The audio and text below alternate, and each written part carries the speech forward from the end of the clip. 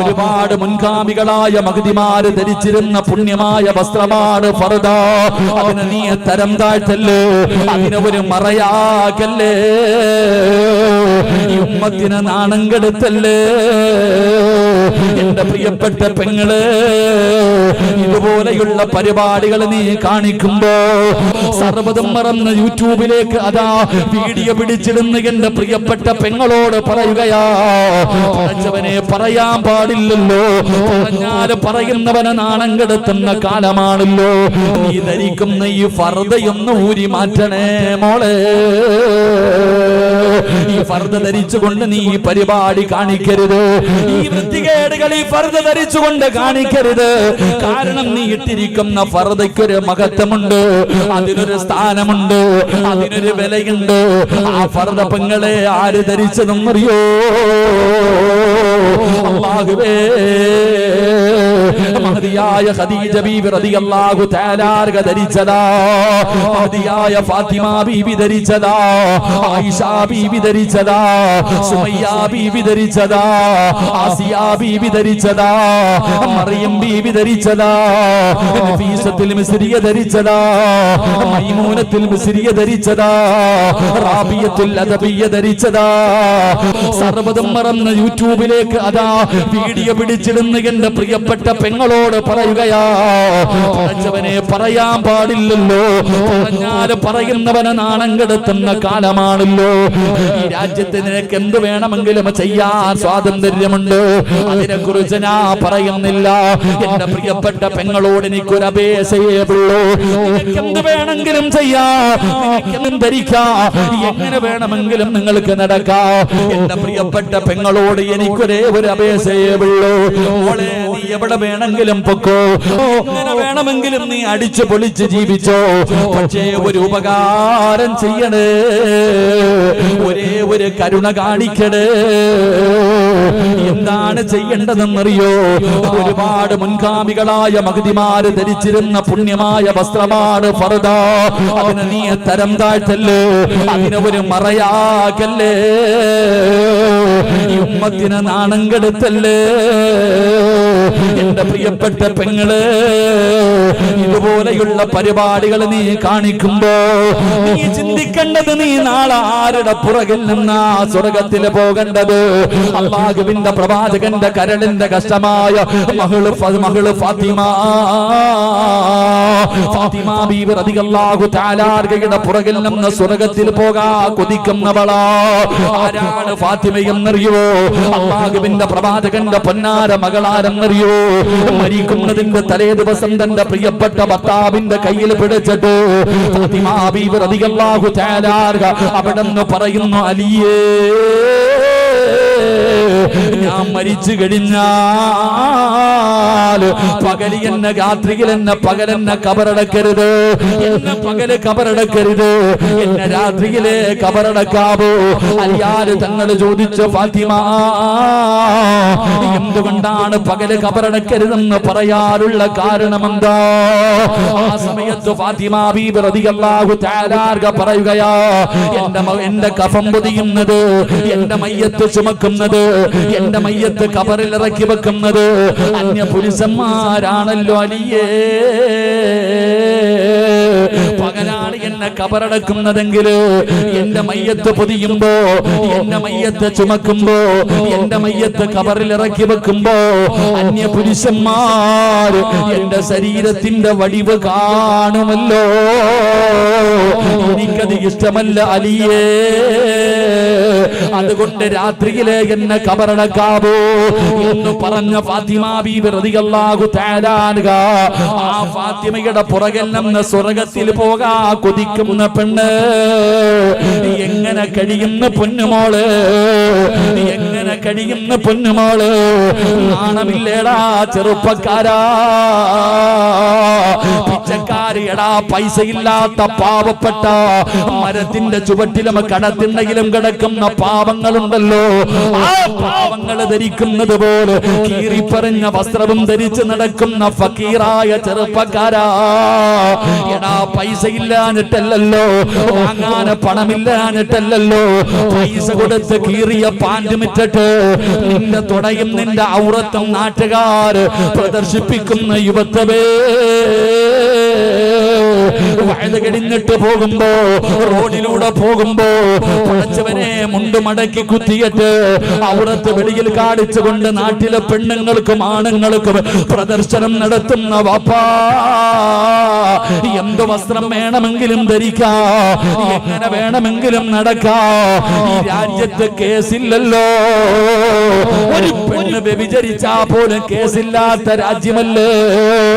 അതുകൊണ്ട് എന്റെ പ്രിയപ്പെട്ടവരോട് പറയുകയാണ്, നിങ്ങൾ ആരെയും ഞാൻ നന്മ പഠിപ്പിക്കാൻ വരുന്നില്ല. എന്റെ പ്രിയപ്പെട്ടവരെ, നിങ്ങൾ ആരോടും ഞാൻ വാശി കാണിക്കുന്നില്ല.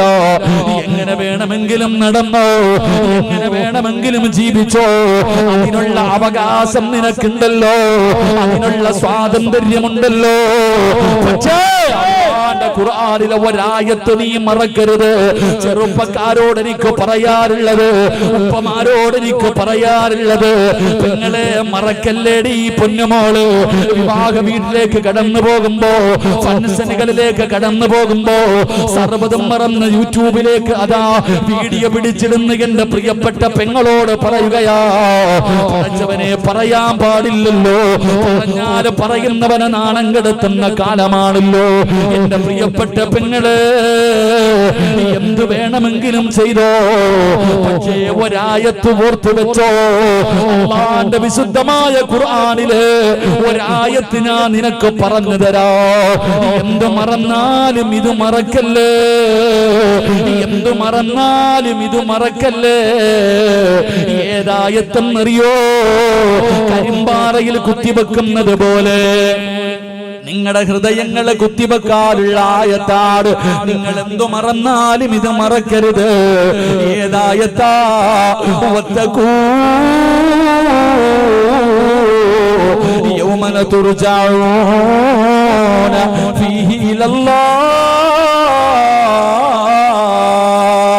മറക്കല്ലേ വാപ്പാ, മറക്കല്ലേ ചെറുപ്പ. ആദം നബി സ്വർഗ്ഗത്തിലൂടെ ഇങ്ങനെ നടക്കുകയായി. ആദം ഉസ്കുൻ അൻത വസൗജുകൽ ജന്ന വകുലാ മിൻഹാ റഗദൻ ഹൈസു ശഅതുമാ വലാ തഖറബാ ഹാദിഹി ശജറ ഫതകൂനാ മിനൽ ളാലിമീൻ. ആദം നബി സ്വർഗ്ഗത്തിലൂടെ ഇങ്ങനെ നടക്കുന്നുണ്ട്. പഴങ്ങൾ, അല്ലാഹുവേ തോട്ടങ്ങൾ, അരുവികൾ, പുഴകൾ, മനോഹരമായ സ്വർഗ്ഗം ഇങ്ങനെ കണ്ട് ആസ്വദിച്ചു ആസ്വദിച്ചു ആസ്വദിച്ചു നടക്കുകയാ. ഒരു ദിവസം അല്ലാഹു ചോദിക്കുന്നു, ആദമേ, എന്താ നിനക്കൊരു സന്തോഷമില്ലാത്ത? ഈ സ്വർഗം തന്നിട്ട് പോലും നിനക്ക് എന്തേ ഒരു സന്തോഷമില്ലാത്ത? ആദം നബി പറഞ്ഞ മറുപടി എന്തെന്നറിയോ?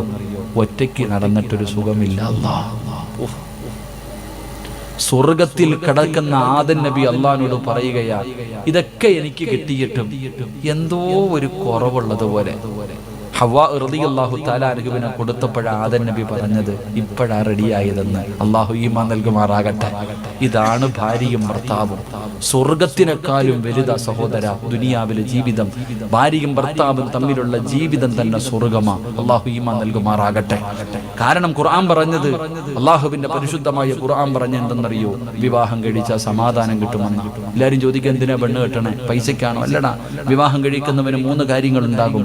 ഒന്ന്, അവൻ അള്ളാഹു സമാധാനം കൊടുക്കുമെന്ന് അള്ളാഹുവിന്റെ വിശുദ്ധ ഖുർആൻ. അള്ളാഹു നമുക്ക് ഈമാൻ നൽകുമാറാകട്ടെ. കല്യാണം കഴിച്ചാൽ എന്ത് കിട്ടും? പറയടോ, എന്ത് കിട്ടും? ഉറക്കപ്പറ, എന്ത് കിട്ടും? നിങ്ങൾ എന്താ പറയണത്? പെണ്ണ് കെട്ടിയപ്പോഴാ അത് പോയെന്ന്. കല്യാണം കഴിച്ച സമാധാനം കിട്ടുമെന്ന് അള്ള പറയുന്നു. നീ പറയുന്ന ഉസ്താദേ, ഈ സാധനം എന്നാണോ എന്റെ തലയിൽ കയറിയത് അന്നത്തോടു കൂടി അത് പോയെന്ന്. ഇതാണ് നമ്മൾ പറയണ. കാരണം എന്ത്? നീ ജീവിക്കുന്നത് നോവല് നോക്കിയിട്ടാ, അല്ലെങ്കിൽ ഏതെങ്കിലും സ്റ്റോറികൾ വായിച്ചിട്ട്, അല്ലെങ്കിൽ സീരിയലിൽ കടന്ന് അഭിനയിക്കുന്നത് പോലെ ജീവിക്കണം വെച്ചാൽ നടക്കോ? നിന്റെ പാവപ്പെട്ട അബൂബക്കർ ആക്ക എവിടെ തൂക്കിക്കൊണ്ട് പോയാലും നിന്നെ എന്റെ പ്രിയപ്പെട്ടവരെ, ഞാൻ പറഞ്ഞു വന്നത് അള്ളാഹുവിന്റെ പ്രവാചകൻ സല്ലല്ലാഹു അലൈഹി വസല്ലമ തങ്ങളുടെ മകൾ, അവിടെ നിന്ന് അള്ളാഹുവിന്റെ റസൂല് തന്റെ പൊന്നുമകളെ റുഖിയ ബീബി റളിയല്ലാഹു തആല അൻഹയ്ക്ക് പോയി ഖിദ്മത്ത് ചെയ്യാൻ ഭർത്താവിനോട് പറഞ്ഞു കൊടുത്തത്. അതുകൊണ്ട് നിങ്ങൾ അടുക്കളയിലൊക്കെ ഒന്ന് പോകണം. ആഴ്ചയിൽ ഒരു ദിവസം അടുക്കളയിൽ ഒന്ന് പോയി ആ പാവപ്പെട്ടവരുടെ കൂടെ നിൽക്കണം, സഹായിക്കണം. അള്ളാഹു നമുക്ക് ഈമാൻ നൽകുമാറാകട്ടെ. ഭാര്യയ്ക്ക് ഖിദ്മത്ത് ചെയ്തു കൊടുക്കണം.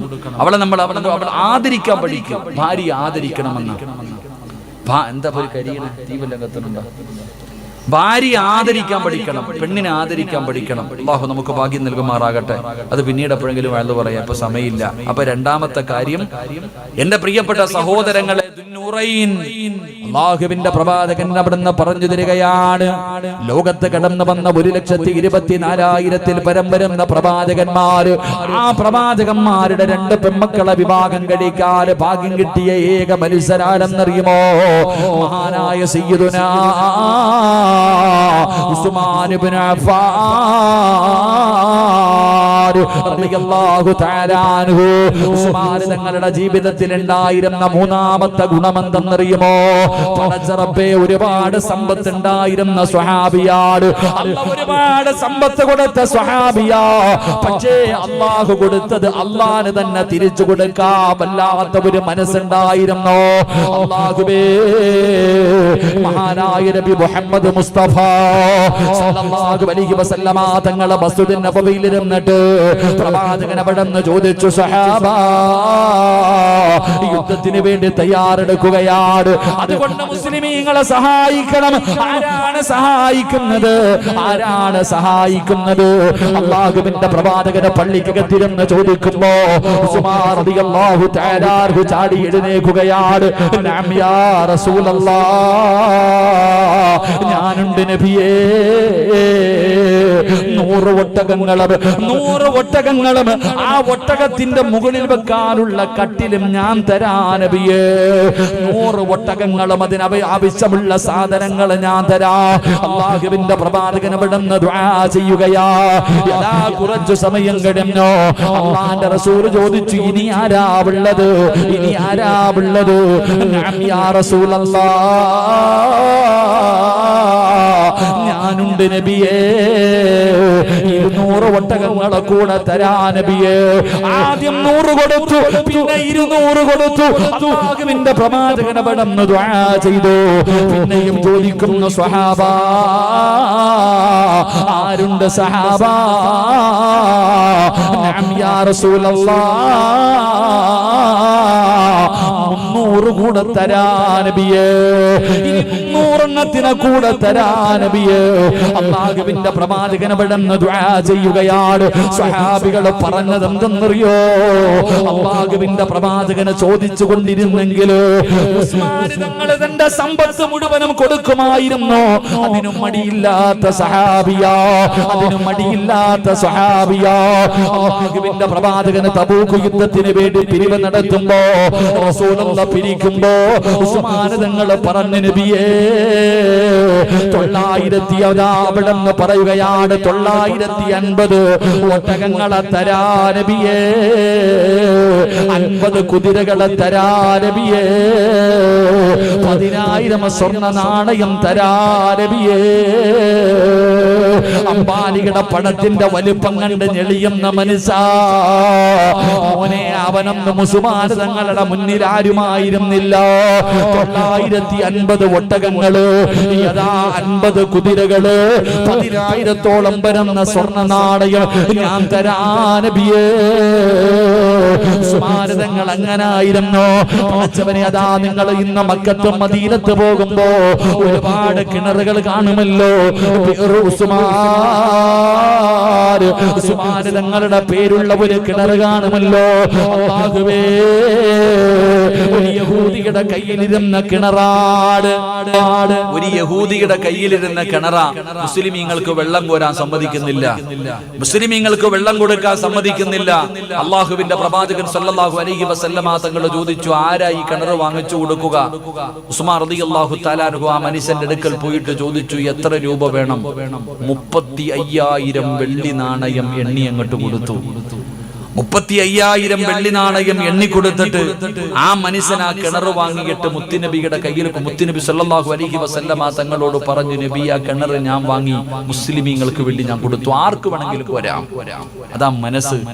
അള്ളാഹുവിന്റെ പരിശുദ്ധമായ മക്കയും മദീനയും കഅബയൊക്കെ നമ്മൾ കഅബാലയത്തിൽ പോകുമല്ലോ, ആ കഅബയുടെ പുനർനിർമ്മാണം നടക്കുമ്പോ എന്റെ പ്രിയപ്പെട്ടവരെ ആര് ചോദിച്ചോ ആ ചോദിച്ച പൈസ കൊടുത്തിട്ടാ വാങ്ങിയത്.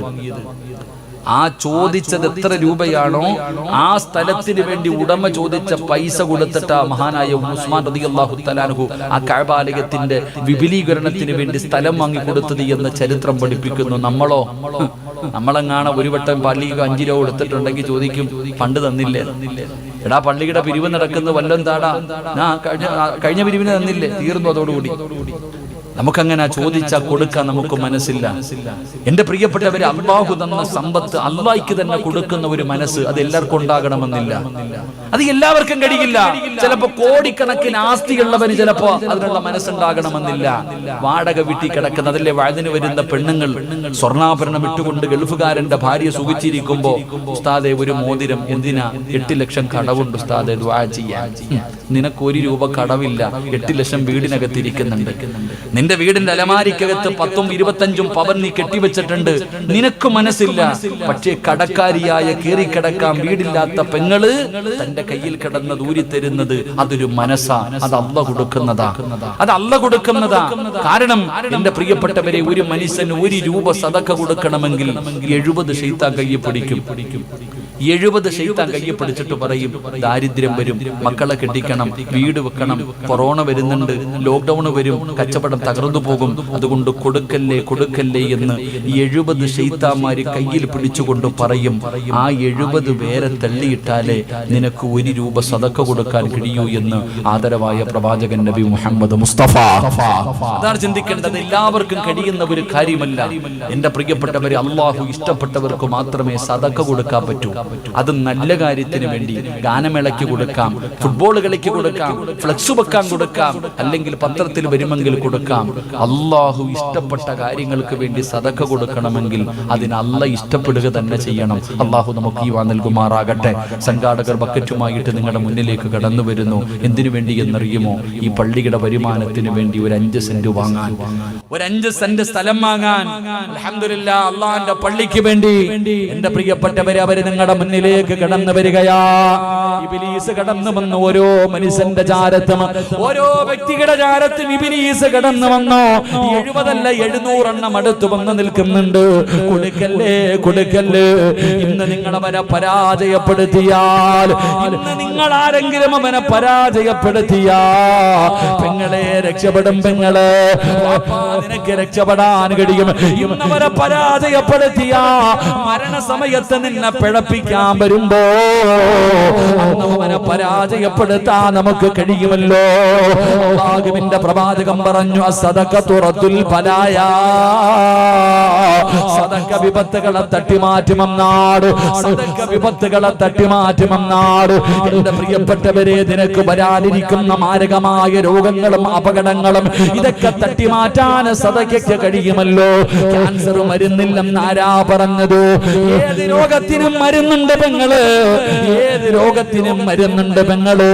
അല്ലാഹുവിന്റെ പ്രവാചകൻ അവിടെ പറഞ്ഞു, അല്ലാഹുവിന് ചില അടിമകളുണ്ട്, അവര് രോഗം വന്നാ സദഖ കൊണ്ട് ചികിത്സിക്കുമെന്ന് നബി മുഹമ്മദ് മുസ്തഫ സല്ലല്ലാഹു അലൈഹി വസല്ലമ തങ്ങൾ പറയുമ്പോ, സത്യമല്ലേ മോളെ പറഞ്ഞത്? ഉസ്താദേ, എന്റെ ടെസ്റ്റിന് അയച്ചിട്ടുണ്ട്, എന്റെ ശരീരത്തിൽ ഒരു മുഴയുണ്ട്, ഡോക്ടർ ടെസ്റ്റിന് അയച്ചിരിക്കുകയാ, ക്യാൻസർ ആണോ എന്നറിയാ. അപ്പൊ നിനക്ക് 500 1000 കൊടുക്കാൻ മനസ്സുണ്ടല്ലോ. അപ്പൊ പടച്ചവനെ വരുന്ന ഉസ്താദേ, ടെസ്റ്റിന് അയച്ചിട്ടുണ്ട്, എനിക്കൊന്നുമാകരുത്, എനിക്കൊന്നുമാകരുത്, പള്ളിക്ക് ഞാൻ 1000 തരാ, 500 തരാ. എന്തിനാ കാത്തിരിക്കുന്നത്? എന്തിനാ കാത്തിരിക്കുന്നത്? ഗൾഫിൽ കിടക്കുന്ന ഭർത്താവിനോട് അറബി പറഞ്ഞിന് നാട്ടിൽ പൊക്കോ, ജോലിയിൽ നിന്ന് പിരിച്ചുവിടാ പോകുകയാണ്. പാവങ്ങളെ വീടിന്റെ മുന്നിൽ വന്ന് ചോദിച്ചപ്പോ കൊടുക്കാത്തവൻ ജോലി നഷ്ടപ്പെടുമെന്ന് കേൾക്കുമ്പോ പള്ളിക്ക് കൊടുക്കാൻ തയ്യാറാകുന്നില്ലോ. എന്തിനാ കാത്തിരിക്കുന്നത്? എന്തിനാ അതുവരെ കാത്തിരിക്കുന്നത്? സദഖത്തുറത്തുൽ ബലായ, സദഖ വിപത്തിനെ തട്ടിമാറ്റുമെന്നാണ്. ഇവര് നിങ്ങളുടെ മുന്നിലേക്ക് കടന്നു വരികയാ. അവർക്ക് വീട് വെക്കാനല്ല, അവർക്ക് അടിച്ചു പൊളിക്കാനല്ല, അവർക്ക് സുഖിക്കാനല്ല, അല്ലാഹുവിന്റെ പള്ളിയുടെ ഒരു വരുമാനത്തിന് വേണ്ടി ഒരു സെന്റ് ഭൂമി വാങ്ങാനോ. എന്റെ പ്രിയപ്പെട്ടവരെ, കഴിയുമോ? അത് നിങ്ങൾക്ക് കഴിയുമോ? അല്ലാഹുവേ, ആരെല്ലാം സദഖ കൊടുക്കുന്നുണ്ടോ അവരുടെ ദുനിയാവും ആഖിറവും രക്ഷപ്പെടുത്തണേ അല്ലാഹ്. ഏതെങ്കിലും മാരകമായ ക്യാൻസർ പോലെ, ട്യൂമർ പോലെ, കിഡ്നി രോഗം, കരൾ രോഗം, ഏതെങ്കിലും രോഗത്തിന്റെ അണുക്കൾ അവരുടെ ശരീരത്തിലുണ്ടോ? ഈ സദഖയുടെ ബറക്കത്ത് കൊണ്ട് കരിച്ച് കളയണേ അല്ലാഹ്. ഒരു പനിയാക്കി മാറ്റണേ അല്ലാഹ്. സമ്പാദിച്ചത് മുഴുവനും വിറ്റ് ചികിത്സിച്ചാൽ മാറാത്ത ഒരു രോഗവും കൊടുക്കല്ലേ അല്ലാഹ്. ഉസ്മാൻ റളിയല്ലാഹു തആല അൻഹു തന്റെ സമ്പത്ത്, അള്ളാഹു കൊടുത്ത സമ്പത്ത് മുഴുവനും അള്ളാഹുവിന്റെ ദീനിന് വേണ്ടി കൊടുക്കാനുള്ള ഒരു മനസ്സ്, അതെല്ലാവർക്കും ഉണ്ടാകണമെന്നില്ല, അത് എല്ലാവർക്കും ഉണ്ടാകണമെന്നില്ല. അപ്പൊ മഹാനവറുകൾക്ക് ഉണ്ടായിരുന്ന മൂന്നാമത്തെ ഗുണം അതായിരുന്നു. അള്ളാഹു നമുക്ക് ഈമാൻ നൽകുമാറാകട്ടെ. 4, എന്റെ പ്രിയപ്പെട്ട സഹോദരങ്ങളെ, മഹാനായ സയ്യിദുനാ ഉസ്മാൻ ഇബ്നു അഫ്ഫാൻ റളിയല്ലാഹു തആല അൻഹുവിന്റെ ചരിത്രം അവിടെ വായിച്ചു നോക്കുമ്പോ അവിടുത്തെ ജീവിതത്തിൽ ഉണ്ടായിരുന്ന 4ാമത്തെ ഗുണമെന്തെന്നറിയുമോ? അല്ലാഹുവിനെ വല്ലാത്ത പേടിയാ. തങ്ങൾക്ക് അല്ലാഹുവിനെ വല്ലാത്ത പേടിയായിരുന്നു. എന്റെ പ്രിയപ്പെട്ട ചെറുപ്പക്കാരാ, അല്ലാഹുവിനെ വല്ലാത്ത ഭയമായിരുന്നു. പടച്ച റബ്ബിന്റെ മുന്നിലേക്ക് കടന്നു പോകുന്നതോർത്തിട്ട് വല്ലാത്ത പ്രയാസമായിരുന്നു. എന്റെ പ്രിയപ്പെട്ടവരെ, നിങ്ങളെ ചരിത്രം എടുത്തു നോക്കൂ.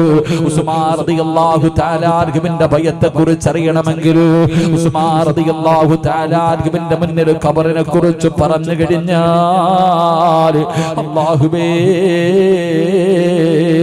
ഉസ്മാൻ തങ്ങൾ കരയുകയാണ്. ഉസ്മാൻ തങ്ങൾ കരയുകയാണ്. ഖബർ കണ്ടു കഴിഞ്ഞാൽ ഉസ്മാൻ തങ്ങളെ ഖബറിന്റെ ചാരത്തിങ്ങനെ കരഞ്ഞ് തളർന്നു വീഴുമായിരുന്നു. അത്രയ്ക്കും പേടിയായിരുന്നു. സ്വഹാബത്ത് ചോദിക്കുന്നു, ഉസ്മാൻ തങ്ങളെ, നരകം പറയുമ്പോ നിങ്ങൾ ഇതുപോലെ കരയാറില്ലല്ലോ, മരണം പറയുമ്പോ നിങ്ങൾ ഇതുപോലെ കരയാറില്ലല്ലോ, മഹ്ശറയെ കുറിച്ച് പറയുമ്പോ നിങ്ങൾ ഇതുപോലെ കരയാറില്ലല്ലോ, എന്തുകൊണ്ടാണ് ഖബറിനെ കുറിച്ച് പറയുമ്പോ നിങ്ങൾ വല്ലാതെ കരയുന്നല്ലോ, ഖബർ കണ്ടാ കരയുന്നല്ലോ ഉസ്മാൻ തങ്ങളെ? അതിന്റെ കാരണം എന്താണെന്ന് ഉസ്മാൻ തങ്ങളോട് സ്വഹാബത്ത് ചോദിക്കുമ്പോ അവിടുന്ന് പറഞ്ഞു കൊടുത്ത മറുപടി എന്തെന്നറിയോ? ഞാൻ ഖബർ കാണുമ്പോ കരയാറുള്ള കാരണം എന്താ? എന്റെ പ്രിയപ്പെട്ടവരെ, നമ്മൾ കരയാറുണ്ടോ? നമ്മൾ ഖബറിനെ കുറിച്ച് ചിന്തിക്കാറുണ്ടോ? നമുക്കൊരു പേടിയുണ്ടോ സഹോദരാ? ഖബറെന്നു കേട്ടാൽ തൽക്ഷണം ഞെട്ടേണ്ടതാ, കണ്ടാലുടൻ വാ വിട്ടു നീ കരയേണ്ടതാ. മേടയ്ക്കു പകരം മളമാ സുബ്ഹാന റബ്ബിയതിൽ കിടക്കേണ്ടതാ നസുമാന. ഇതൊക്കെ ചിന്തിച്ചു നീ കരയുക സോദരാ, എങ്കിൽ സുറൂറായി നീ കിടക്കും മറുകരാ. ഉസ്മാൻ റളിയല്ലാഹു തആല അൻഹു ഖബർ കാണുമ്പോ ഖബറിനെ കുറിച്ച് പറയുമ്പോ കരയുകയാണ്. കരയാറുള്ള കാരണം എന്തെന്നറിയോ?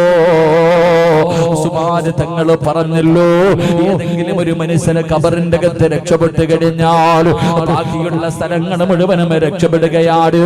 ആരെങ്കിലും ഖബറിനകത്ത് പരാജയപ്പെട്ടാൽ ബാക്കിയുള്ള സ്ഥലങ്ങൾ മുഴുവനും പരാജയപ്പെടുകയാണ്.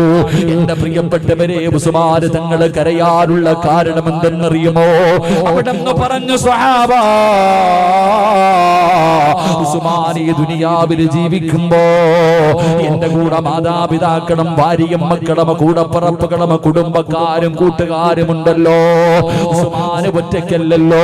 ഈ സദസ്സിലിരിക്കുന്ന പെങ്ങള്, ഇന്ന് നീ ജീവിക്കുമ്പോ നിന്റെ കൂടെ നിന്റെ ഉമ്മയുണ്ട്, നിന്റെ ബാപ്പയുണ്ട്, നിന്റെ ഭർത്താവുണ്ട്, നിന്റെ മക്കളുണ്ട്, നിന്റെ കുടുംബക്കാരുണ്ട്, നിന്റെ കൂടപ്പറപ്പുണ്ട്, നിന്റെ കൂട്ടുകാരുണ്ട്.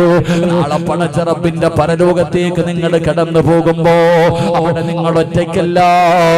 അല്ലാഹുവേ, ആദം നബി അലൈഹിസ്സലാം മുതൽ അഷ്റഫുൽ ഖൽഖായ തങ്ങൾ വരെയുള്ള 1,24,000 പരം വരുന്ന പ്രവാചകന്മാരും അവരുടെ അനുയായികളും മുഴുവനും നാളെ പരലോകത്തുണ്ടല്ലോ.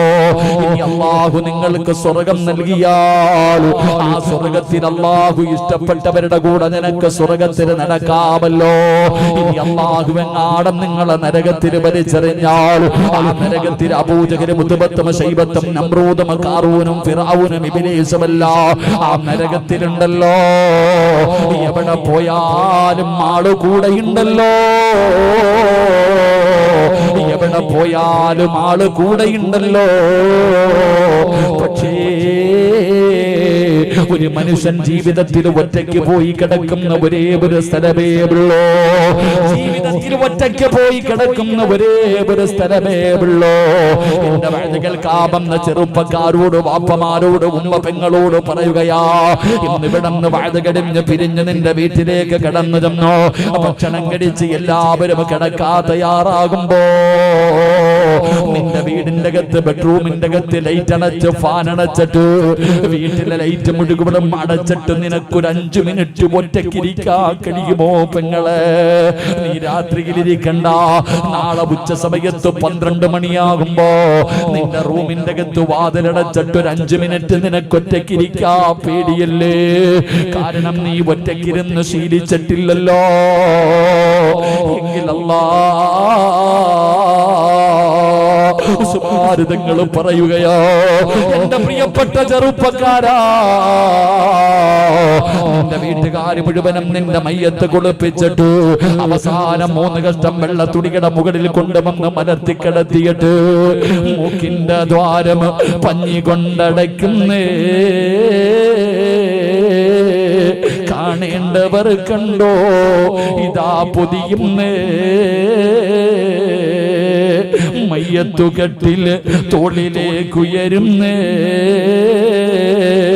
പുരയ്ക്കുള്ളിലപ്പോൾ രോദനം ഉയരുന്നേ. അരുമക്കിടാങ്ങൾ വാപ്പയെ വിളിക്കുന്നേ. അതിനുത്തരം നൽകാതെ നീ കിടക്കുന്നേ. നിന്റെ മയ്യത്ത് കുളിപ്പിച്ച് വീടിന്റെ അകത്ത് 3 കഷ്ടം വെള്ള തുണിയുടെ മുകളിൽ കൊണ്ടുവന്ന് കിടത്തിയിട്ട് നിന്റെ വാപ്പയും നിന്റെ ഭർത്താവും നിന്റെ സഹോദരനും വിളിച്ചു പറയുകയാ, പുതിയാ പോകുകയാണ്, പുതിയാ പോകുകയാണ്, കാണേണ്ടവരൊക്കെ കണ്ടുകൊള്ളാറ്. അങ്ങനെ മയ്യത്ത് കാണാ തിരക്ക് കൂട്ടുമ്പോ നിന്റെ ഉപ്പയാ പറയുന്നത്, നിന്റെ ഭർത്താവാ പറയുന്നത്, നിന്റെ പൊന്നുമക്കളും പറയുന്ന കണ്ടതൊക്കെ മതി പൊതിഞ്ഞുകൊള്ളാ. അല്ലാഹുവേ,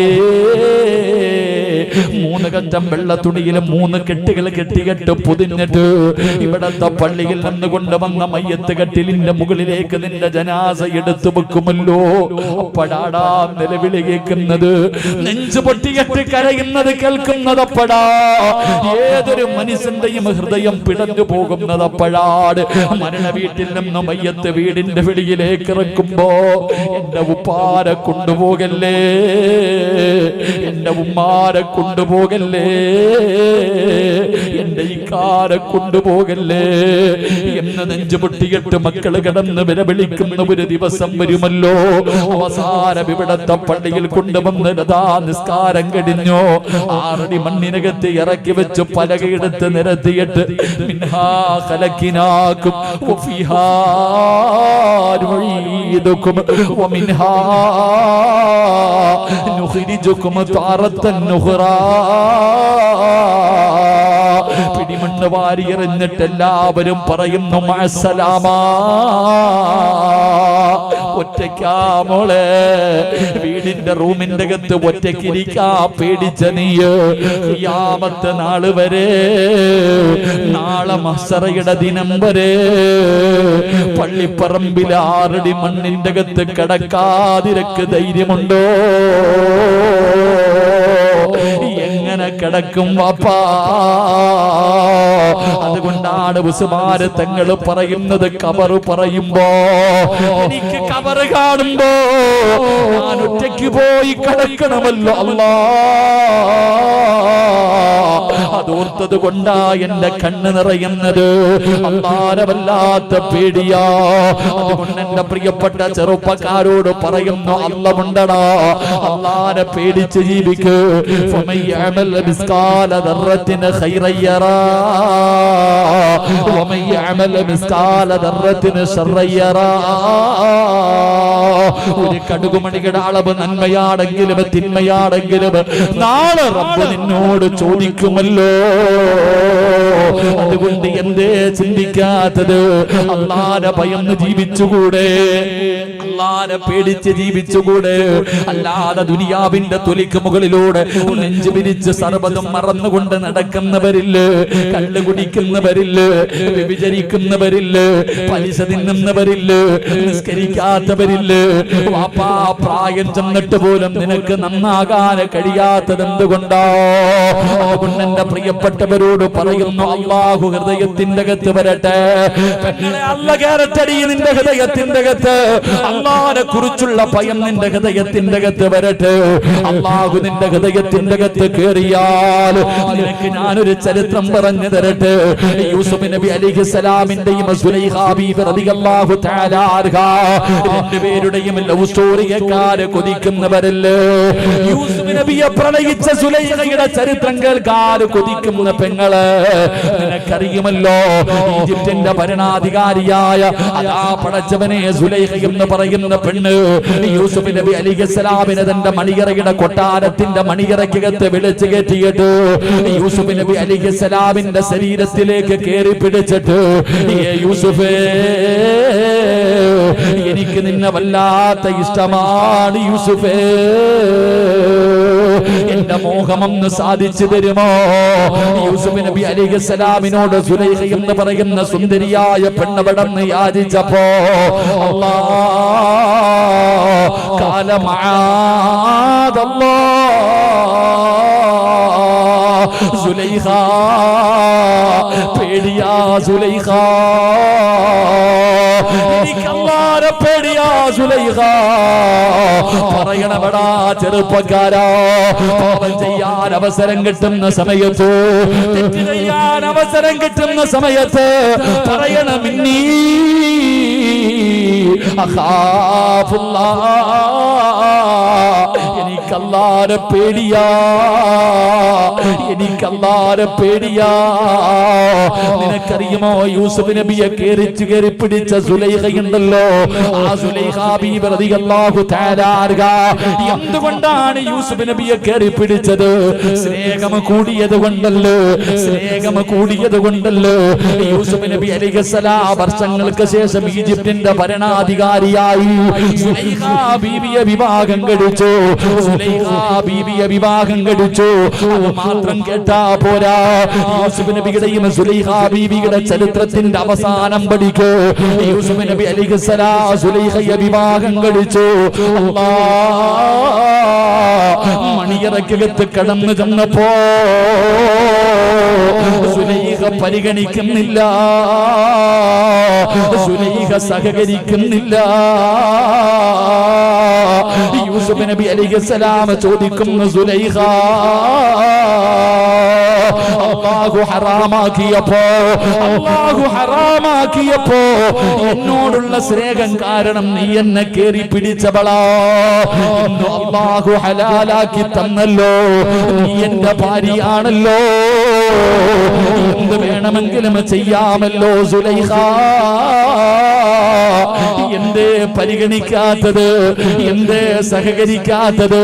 സുലൈഖാ ബീവി റളിയല്ലാഹു തആല അൻഹ അവിടെന്ന് പറഞ്ഞ മറുപടി എന്തെന്നറിയുമോ?